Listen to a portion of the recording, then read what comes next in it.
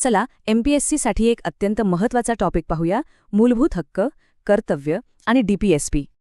आपले हक्क समजून घेण्याआधी विचार करा, आपल्या संविधानाचा आत्मा म्हणजे नेमकं काय? स्वतः डॉक्टर आंबेडकरांनी कलम 32 म्हणजे घटनात्मक उपायांच्या हक्काला संविधानाचा आत्मा आणि हृदय म्हटले. तर मूलभूत हक्क म्हणजे आपली घटनात्मक ढाल. राज्याने उल्लंघन केल्यास थेट कोर्टात जाता येतं. आपल्याला एकूण 6 प्रकारचे मूलभूत हक्क मिळतात. हेच आपल्या लोकशाहीचा मूळ आधार आहेत. आणि हे हक्क कसे काळानुसार बदलतात याचं हे उत्तम उदाहरण. पुट्टास्वामी केसमध्ये गोपनीयतेचा हक्क कलम 21चा भाग मानला गेला. आता बघूया DPSP. ही तत्व म्हणजे सरकारसाठी एक नैतिक कंपास आहेत, जे कायदे बनवताना दिशा दाखवतात. डॉक्टर आंबेडकरांनी तर या तत्वांना संविधानाची नॉवेल फीचर्स म्हणजेच अभिनव वैशिष्ट्ये असं म्हटलं होतं. आता हा फरक प्रिलिम्स आणि मेन्ससाठी खूप महत्त्वाचा आहे. हक्क न्यायप्रविष्ट आहेत तर DSP नाहीत, हा मुख्य फरक आहे. पण मग एक प्रश्न येतोच की जेव्हा एखाद्या व्यक्तीचे हक्क आणि राज्याचे धोरण यात संघर्ष होतो तेव्हा काय? याच प्रश्नाचं उत्तर मिळालं 1980च्या मिनर्वा मिल्स केसमध्ये.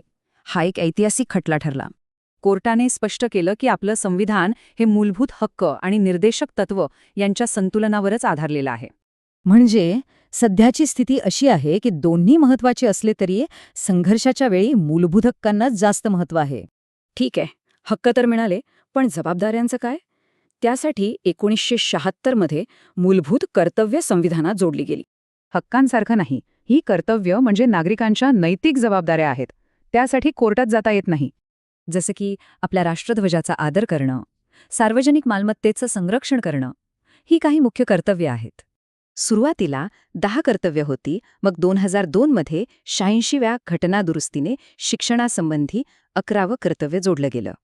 आणि हेच आपल्याला परत घेऊन येतं संविधानाच्या आत्म्याकडे, म्हणजेच आपल्या हक्कांच्या संरक्षणाकडे. आता या तक्त्यात कलम 32 आणि 226 मधला फरक बघा. लक्षात ठेवा, कलम 32 स्वतः एक मूलभूत हक्क आहे. हा MPSCसाठी महत्त्वाचा पॉइंट आहे. न्यायालय हे 5 प्रकारचे रिट्स वापरतं, जसं की हेबियस कॉर्पस म्हणजे बेकायदेशीर अटक झाल्यास सुटका करण्याचा आदेश.